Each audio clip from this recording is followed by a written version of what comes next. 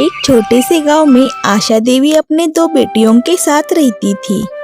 आशा देवी के पति का देहांत कुछ समय पहले ही हो गया था। अब आशा देवी को उनके दो बेटियों की शादी की चिंता सताने लगी थी।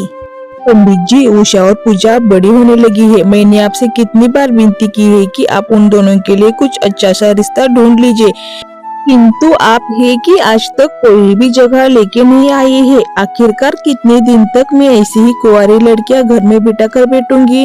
मैं बेचारी गरीब विधवा हूँ। आशा देवी, मैंने तुमको कहा है ना, अच्छे रिश्ते के लिए दहेज भी बहुत सारा देना पड़ता है और तुम्हारी परिस्थिति किसी से छिपी नहीं है।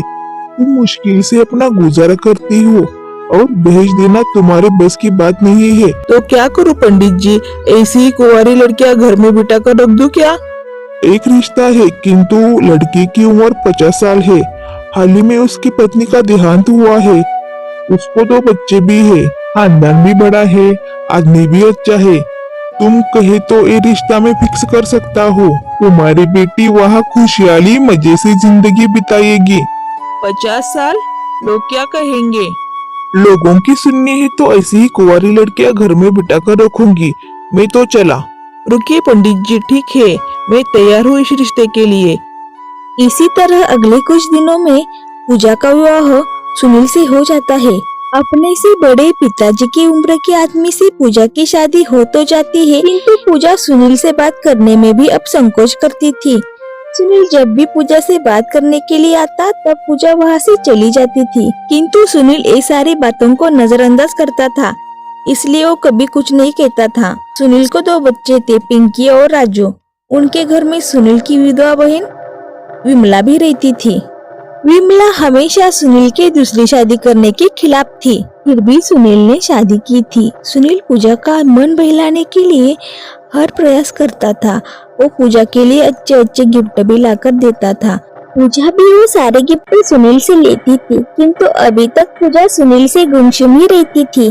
मैंने तो सोचा था कि शादी के बाद मेरा अकेलापन थोड़ा दूर हो जाएगा, किंतु ये पूजा ही कि मुझसे बात भी नहीं करती। ठीक है, हमारी उम्र में जो दरार है इसकी वजह से होता रहेगा। मुझे थोड़ा और समय पूजा को देना चाहिए। ऐसा सोचकर सुनील शांत रहता था। सुनील ने अपनी बीबी के लिए लाए हुए गिफ्ट वगैरह विमल को बिल्कुल भी पसंद नहीं आ रहे थे। पिंकी और राजू पहले से ही अपनी नई माँ को लेकर दुविधा कंडीशन में थे। उस पर विमला जाकर ज्यादा ही नमक छिड़काने लगती है। बच्चों, जब से तुम्हारे पापा की नई शादी हुई है ना, तब से वो तुम्हें भूल ही गए हैं। तुम्हारे ऊपर ध्यान ही नहीं देते। वो नई माँ को रोज अच्छे अच्छे से गिफ्ट ला कर देते हैं और तुम्हें ट्रॉफी भी नहीं देते। तुम्हारी नई माँ ही ना, वो अच्छी नहीं है बिल्कुल भी। वो तुम्हारे पापा को तुमसे छीनना चाहती है और वो तुमसे कभी प्यार नहीं करेगी और वो तुम्हारा हाल करेगी। आगे आगे देखो होता है क्या। किंतु बाबा तो कह रहे थे कि नई माँ बहुत अच्छी है और तुम्हारा अच्छे से ख्याल रखेगी। नहीं बच्चों, नहीं नहीं, नई माँ बिल्कुल भी अच्छी नहीं है। वो तुम्हें दिखावा करेगी और फिर पापा के काम पर जाने के बाद वो तुम्हारा सौतेली माँ जैसा हाल करेगी। सौतेली माँ शब्द सुनकर ही बच्चे घबरा जाते हैं और चुपचाप हो जाते हैं। फिर कुछ देर में पूजा बच्चों के पास आ जाती है। बच्चों, क्या हुआ? नई माँ तुम्हें पसंद नहीं आई क्या? तुम कल से अपने कमरे से दोनों बाहर नहीं आए। चलो ना बाहर, हम साथ में खेलेंगे। तुम्हें क्या खाना पसंद है मुझे बताओ, मैं तुम्हें बनाकर दूंगी। किंतु पिंकी और राजू कुछ नहीं बोलते और वहां से निकल जाते हैं। अगले दिन सुबह सुनील अपने बहन विमल और पूजा को बुलाता है। बहिना, तुमने मेरे परिवार का अच्छे से ख्याल रखा और राजू और पिंकी का भी, और साथ में घर खर्च का भी। अब पूजा आ गई है, मैं चाहता हूँ कि घर की सारी जिम्मेदारियाँ पूजा को लेनी चाहिए, इसलिए तुम अब घर की चाबियाँ पूजा के पास दे दो। पूजा संभालेगी सारी जिम्मेदारी। जी भैया, तुम जैसा कहो। मैं भाभी को अभी चाबियाँ देती हूँ। ऐसा कहकर विमल चाबियाँ निकालती है और पूजा को देती है। एक कल आई लड़की मेरे से इस घर की चाबियाँ छीनने लगी है। अब तुम देख लो मैं कैसे तुम्हारा जीना हराम कर देती हूँ। ऐसा मन में सोचते हुए, ए लो बहू घर की चाबियाँ, अच्छे से संभल कर रखना, बहुत बड़ी जिम्मेदारी है। पूजा, ये चाबियां अपने पास संभल कर रखना। हर महीने जो खर्च होता है उतने ही पैसे तुम तिजोरी से निकालना। इसके अलावा तुम्हें कुछ खरीदना हो तो तुम बेझिझक तिजोरी से पैसे निकाल सकती हो। इसके लिए मुझे पूछने की कोई ज़रूरत नहीं है। मुझे तुम पर पूरा भरोसा है। हाँ, आप फिक्र मत करो।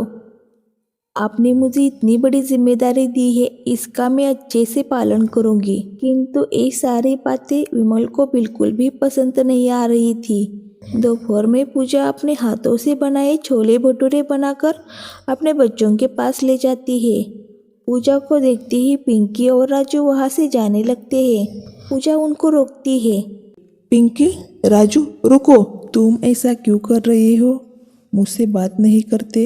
मुझे देखकर ऐसे क्यों चले जाते हो? बताओ। तुम अच्छी नहीं हो। तुम हमारे पापा को हमसे छीनने के लिए यहाँ आई हो और अभी तुम हमसे प्यार से बातें करोगे, फिर तुम हमारे हाल करोगे। हमें मालूम है सौतेली माँ कभी प्यार नहीं करती, हमेशा अत्याचार ही करती है। राजू, पिंकी, ऐसा बिल्कुल भी नहीं है। और ये सारी बातें तुमको किसने बताई? बताओ मुझे अभी। तभी वह विमल आ जाती है। कैसी बातें? किसी ने किसी को क्या बताया? बच्चों, क्या चल रहा है, मुझे तो बताओ। ओ देखो ना, बच्चों के मन में किसी ने क्या डाला है मालूम नहीं, किंतु कह रहे हैं कि सौतेली माँ अच्छी नहीं होती, अत्याचारी होती है, प्यार नहीं करती। अब आप ही बच्चों को कुछ समझाइए। बच्चे क्या कुछ गलत कह रहे हैं? उन्होंने कहीं सुना होगा इसलिए तो कह रहे हैं। और हमें क्या मालूम तुम कैसी हो? तुम बच्चों से ज्यादा नजदीकियां मत बढ़ाओ। बच्चों को क्या चाहिए क्या नहीं चाहिए ये सब मैं देख लूंगी। तुम उनसे दूर ही रहो। ज्यादा उनसे प्यार जताने की जरूरत नहीं है। समझ में आया तुमको? ये सारी बातें सुनकर पूजा बहुत दुखी होती है, किंतु अपने पति से सुनील से कुछ नहीं कहती। किंतु विमल है कि जो अपनी हरकतों से बाज नहीं आ रही थी। क्या विमल, आज तक कुछ ज्यादा ही परेशान दिख रही हो? नहीं भाभी, कैसी है? क्या बताऊँ तारा, उसने तो मेरे नाक में दम करके रखा है। जितना सोचा था उससे भी ज्यादा चालाक निकली है। किसी से कुछ बोलती नहीं है, किंतु मेरे भाई को अपने मुट्ठी में कर दिया है। ऐसा है तो हमें भी आकर देखना होगा कि आखिर कैसी है तुम्हारी नई दुल्हन। तारा और रूपा विमल के घर आ जाती है। माफ कीजिए, आप कौन है? मैंने आपको पहचाना नहीं। और रहने दो, ज्यादा सज्जन होने का दिखावा मत करो। आप क्या कह रही हो? और आप कौन है? आप मुझे ऐसे कुछ भी नहीं कह सकती। अरे वाह, तुम कुछ भी कर सकती हो। ओ चलेगा, और हम कुछ कहे तो हम बुरे। बाप की उम्र के आदमी से शादी करने में शर्म नहीं आई क्या तुमको? गरीब लोगों की ऐसी ही औकात होती है। पैसे वाले अमीर देखे नहीं, उसके पीछे पीछे भिखारी की तरह आ जाती हो। भिखारी कही की। अब तो गरीब लोगों का धंधा ही हो गया है पैसे वाले अमीर लोगों को जाल में बिछाने का। ये सारी बातें पूजा के मन को लग जाती है, किंतु औरत कौन थी पूजा नहीं जानती थी। ये सारी बातें कोने में खड़ा राजू सुन रहा होता है। राजू को औरतें अपनी बुआ की सहेलियां थी मालूम था। अब राजू का मन भी अपनी नई माँ के लिए बदलने लगा था। ये सारी बातें उसने अपनी बहन पिंकी को भी समझाई थी। अब उन दोनों को अपनी गलती का एहसास हो गया था और वो पछताने लगे थे।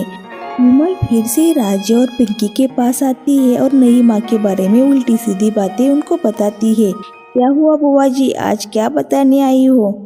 विमल को कुछ समझ नहीं आता और वो फिर से पूजा के बारे में बच्चों के कान भर देती है। किंतु बच्चों को अब सारी सच्चाई मालूम हो गई थी। किंतु विमल पूजा को बोलने का एक मौका नहीं छोड़ती थी। ऊपर छत पर क्या करने गई थी अकेले? वो बाहर मौसम खराब हो गया था, बारिश कभी भी हो सकती है। बाहर के कपड़े सुखाने के लिए रखे थे, वही लाने के लिए गई थी। अहिंदा, अकेली ऊपर मत जाया करो। ऊपर जाकर क्या करती हो मुझे सब मालूम है। इसी तरह पूजा को परेशान करने का एक चांस भी विमला नहीं छोड़ती थी। अगले दिन बच्चे पूजा के पास आते हैं। क्या हुआ बच्चों, आज तुम खुद मेरे पास आ गए हो, मुझे बहुत खुशी हुई। तुमको कुछ चाहिए क्या? तुम्हें कुछ चाहिए तो मुझे बताओ, मैं तुरंत तुमको बनाकर ला के दूंगी। माँ, हमें माफ करो। हमने तुम्हारे साथ हमेशा गलत ही किया। हमने तुम्हारा हमेशा अपमान किया, तुम्हारी बात नहीं मानी और मैंने तो तुम्हारे साथ बहुत बदतमीजी से बात की। हम सब बुआ के बहकावे में आए थे, उसी ने हमें आपके बारे में उल्टा सीधा बताया, इसलिए हम इसी तरह आपसे बर्ताव करते थे। अब हमें हमारी भूल समझ आ गई है, हमें माफ़ करो, हमने तुमसे बहुत बदतमीजी की। पूजा बड़े प्यार से दोनों बच्चों को गले लगाती है। ये सब विमल देखकर पूजा को कहती है, तुमने क्या काला जादू किया है मेरे बच्चों के ऊपर? तब तो तुम्हारा मुंह नहीं देख रहे थे, अब गले पड़ रहे हैं। बताओ कौन सा काला जादू किया है? चुप, बिल्कुल चुप। आपके विचार और आपके आचार भी आपकी जुबान की तरह गंदे हैं। मैंने कौन सा जादू नहीं किया, बल्कि एक माँ अपने बच्चों से जो प्यार करती है वैसा ही प्यार मैंने उसको दिया था, जिसकी वजह से वो मेरी ममता को जाकर यहाँ आए हैं। आप क्या समझोगी प्यार और ममता क्या होती है? छोड़िए। अगले कुछ दिनों में सुनील व्यापार के काम से बाहर गया हुआ फिर घर आ जाता है। तब बच्चे सुनील के पास आते हैं। क्या हुआ मेरी गुड़िया को? तुम दोनों कैसे हो? नहीं माँ, तुम्हारा ख्याल तो रखती है ना? तुम्हें कोई तकलीफ नहीं है ना पूजा से? नहीं बाबा, हमारी नई माँ बिल्कुल अच्छी है, वो हमारा बहुत ज़्यादा ख्याल रखती है। इसके बाद राजू और पिंकी अपने बाबा को बुआ के सब कारनामे बताते हैं। अपनी बहन के ये सब कारनामे सुनकर सुनील निशब्द हो जाता है। वो पूजा के पास जाता है। आइए, कितने दिन हो गए आप बाहर गए हैं? बच्चे स्कूल में जाने के बाद मैं अकेले बोर हो जाती हूँ।